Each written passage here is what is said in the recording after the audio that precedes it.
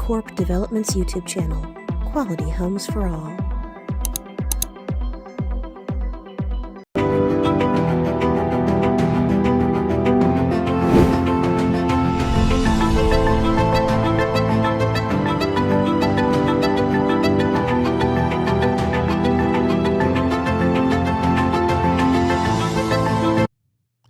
Welcome to AvranceCorp Presents. I'm Kenai Andrews.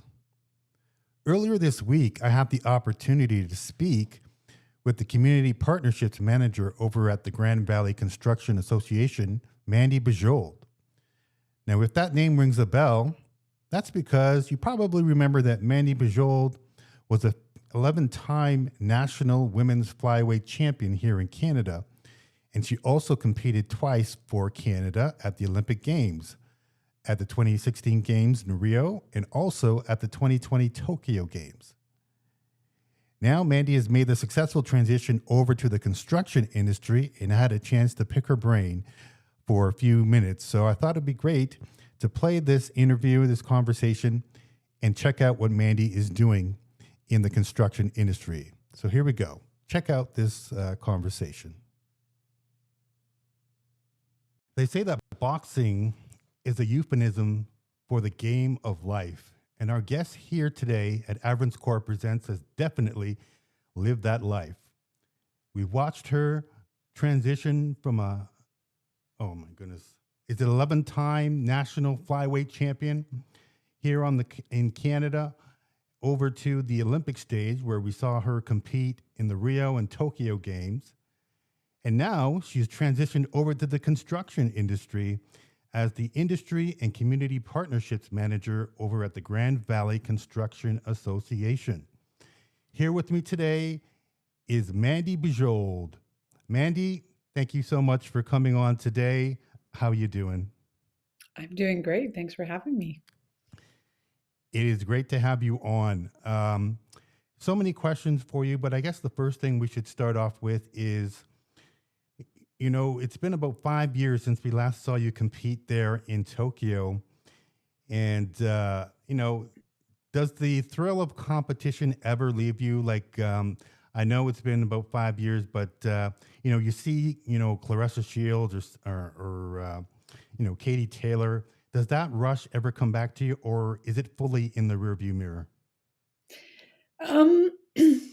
I'd say it's probably a mix of both. I mean, obviously, I love watching and supporting all the women that are on that stage right now, especially on the professional level. They're doing a really great job with the promotions and getting on some of those big cards. So I definitely watch that and think that could have been a really cool route to go. But I'm also content with what I did in my career, where I'm at. You know, family is a big piece for me right now. I've got 2 young kids, so they take my energy. So thinking about training 3 times a day, 6 days a week doesn't necessarily appeal to me as much as it used to. Yes, I can imagine. And, you know, so much has changed, but now you're, you know, you've transitioned and, you know, you're in the construction industry. Can you tell us a little bit about the Grand Valley Construction Association and what they do? Sure. So we're a multi-trade association. We're in the Kitchener-Waterloo, Cambridge, Guelph region. So basically Grand Valley is not the small town. It is the region that basically touches the Grand River. So we have about 750 member companies. So it's pretty cool, like being a part of an industry, one where I think everyone's just very welcoming and down to earth. But being at an association is a really interesting view into a brand new world like this, because I do have kind of this oversight to be able to see, you know, trends that are happening, you know, how different companies kind of run their business, and then also how we can support them in different ways. And depending on the size of the company, it also varies as well. So everything that we do is basically in the ICI space. So everything outside of home building, essentially. Okay. All right. And then you also have some boots on the ground. Like I see, you know, pictures of you on construction sites and, you know, Right. doing your thing there. What is Yeah, it like being in the field there? that's more of like my own learning. Like I've honestly, like, a big piece is when I first started working at the association, I just kind of thought, like, how are we going to help these members if we're never out there with them, or we don't kind of have those experiences that they have, or we're kind of dealing with the same things that they're dealing with. Obviously, they can come to us and ask for different things, but I always felt like we needed to have someone that was out there having these conversations, doing these site walks, working with these people. So I kind of put my hand up and was like, I will be that person. And I also just love learning. And so going out for a day with a carpenter or a sheet metal worker, to me is really fun. And it's like a really cool way to like learn some new skills, but then also the conversations that we have when we're out there for an entire day with a crew is very different than if we were just doing, a site walk and, someone's walking around and having a conversation. I think being there for whole days, you really get a feel for what are some of those pain points? What are some of the ways that we can help them achieve their goals? And for me, that's just been like, honestly, the funnest part. I guess it also helps too to have someone with a good right hook to settle any disputes that may arise on the site there. Right. Um, I mean, it does help. I mean, we both know the construction industry can be tough. So being able to kind of walk out there and start out with, "Hey, I can probably kick your butt," isn't a bad thing. And it usually gets their attention, I think, a little bit quicker than, if I was just going out there trying to do a regular health and safety talk. So I've been using it in a really cool way to be able to just like naturally make a connection. People can connect with sport, right? So it given me this kind of interesting pathway to be able to connect with people. it's an icebreaker for sure. Um, Now, I noticed also at the, just looking at the website there at Grand Valley, there's a lot of things that the association offers. You mentioned health and safety as one of those things, there, components. I also noticed there's like education opportunities as well. Can you talk a little bit about that? Yeah, so obviously there's a lot of regulations in this industry. So if, let's say, you hire someone new and they don't have their working at heights, or they might need a boom lift operator license or whatever it might be. So we have service providers that we work with, and we're kind of just like the facilitator. So we kind of bring everyone together and say, okay, you can go here, here, or here if you want to get these different certifications. And we kind of push those out. So we don't necessarily do them in-house ourselves. We do direct them to the professionals that provide those services. So it's something that, again, everyone needs to stay on top of. So it's just an added bonus of something that we provide for our members. I see. So a member could go on the website looking for, either a position or, a company could go on there looking for someone, and you kind of bring everybody together so that they facilitate that meeting and everyone can get what they're looking for, basically like a one-stop shop. Yeah. Yeah, exactly. And even just like in terms of networking, like it might sound so simple, but sometimes, I mean, when you're doing a new build, you want to make sure you have great relationships with your subcontractors. And maybe you don't have great relationships, so you're looking for new subcontractors to work with. So helping facilitate some of those connections, even just in very simple environments like, a Christmas lunch or whatever, making some of those connections sometimes can turn into business opportunities for some of our companies as well. So we do a lot of just bringing people together. There might also be events where, like we just had one, and it was like a forecast for 2026, and like, what can we expect? We know that there's not a lot of building happening right now. There's obviously a housing crisis. There's, tariffs. There's all of these big hot topics. So how can we help make sure people feel like they are understanding where our economy is at and how that's going to affect their business moving forward into 2026. Right. What are those conversations like? What are you hearing on the ground from these professionals, from your members, with respect to some of these hot topics like tariffs and the housing crisis? Well, I think there's a lot of uncertainty. There's not a lot happening right now. I know, even in terms of, budgets being opened up for provincial or even federal projects to start. We've started to hear a little bit about things very slowly trickling out. We always have to start, obviously, with the infrastructure. So some of those projects are happening, which means that eventually that will trickle over to building, but it is still very slow. So I think right now people are just nervous. People are trying to figure out, what does this mean for me? People are downsizing. We're seeing a lot of layoffs. Um, but again, it's going to bounce back. It's just a matter of time. So a lot of what we can do right now is, how are we preparing people for what's coming next, right? I think when the lights do turn back on, everyone's going to be looking for workers. Everyone's going to be looking for those skilled trades, and we don't have a lot of them coming through the pipeline from the educational side of things. So we're trying to also focus on those pieces, to how are we prepared using this time to think about what the future is going to look like. Right. Very good points indeed. And and I notice one of your passions too is creating opportunities for others, and obviously this role allows you to do a little bit of that, particularly with women in the skilled trades.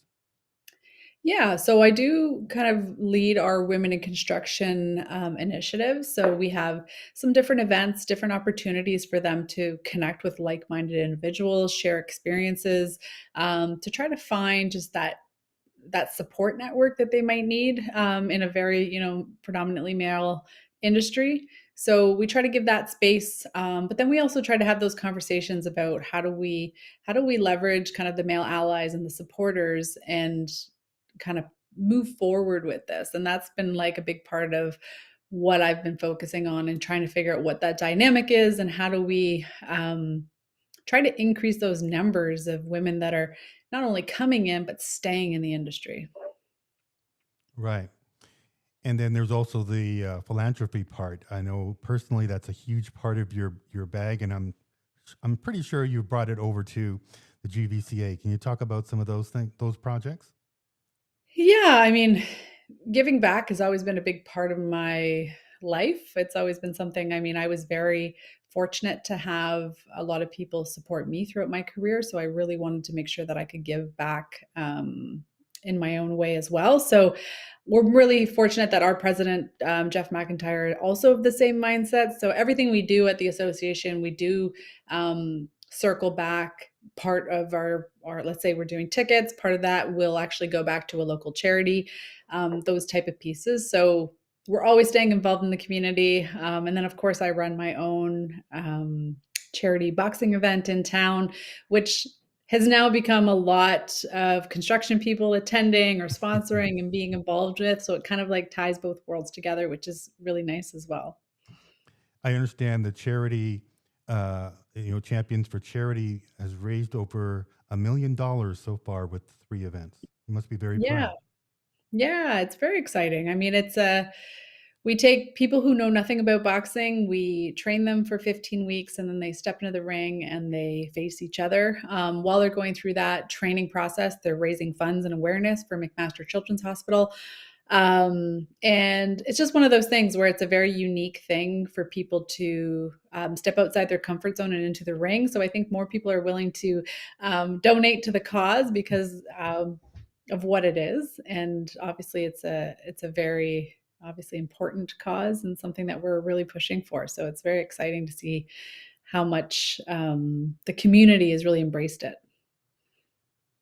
Yeah, that sounds awesome. So, you're basically bringing everything together. The sport, the opportunity, and the philanthropy together in a very Mandy Bujold way.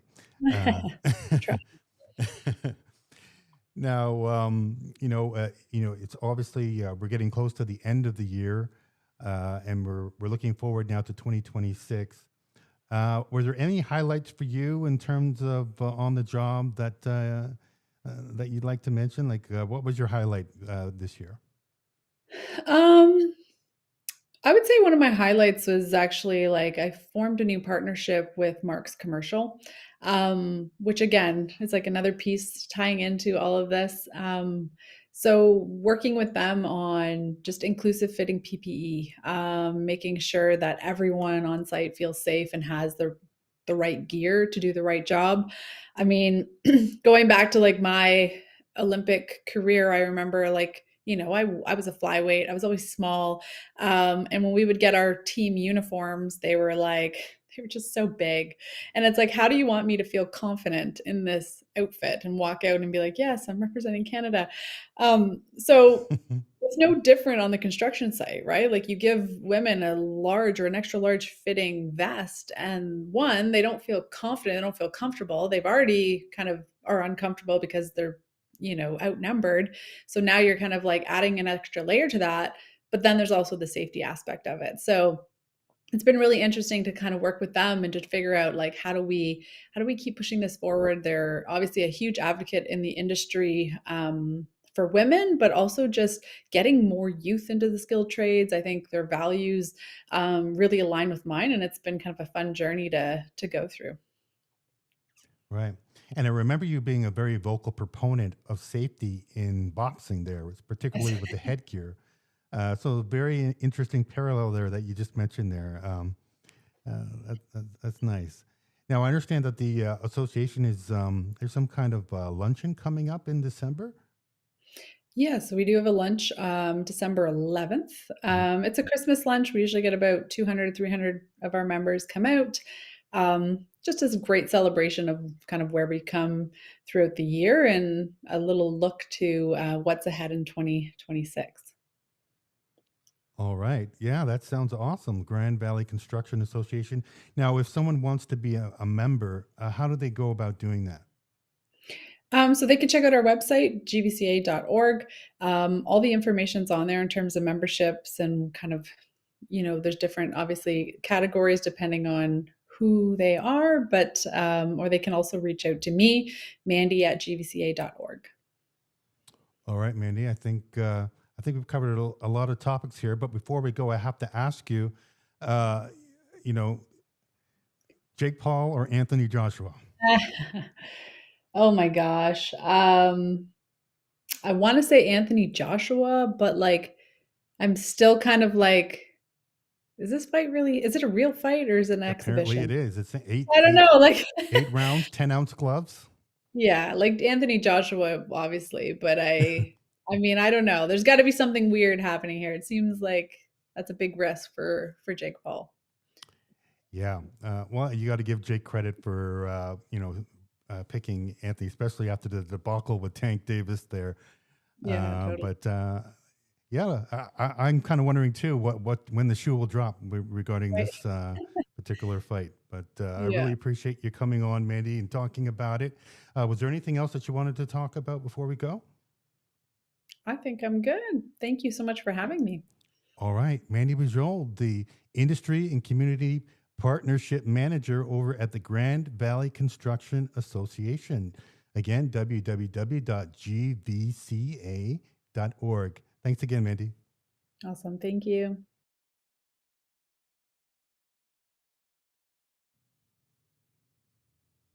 All right, that was Mandy Bujold, the Industry and Community Partnerships Manager over at the Grand Valley Construction Association. Thank you so much for coming on, Mandy, and telling us about the GVCA. And I guess we will see what happens with Jake Paul and Anthony Joshua. I think I do still agree with you. I'd have to go with Anthony Joshua in that matchup, but still waiting for some kind of shoe to drop. But we are out of time for this edition of AvranceCorp Presents. We do this every Wednesday at 2 p.m. Eastern Standard Time. I'm Kenai Andrews. We will see you right here next Wednesday. Until then, hit the like button, hit the subscribe button, and we'll see you soon. Take care, and bye-bye.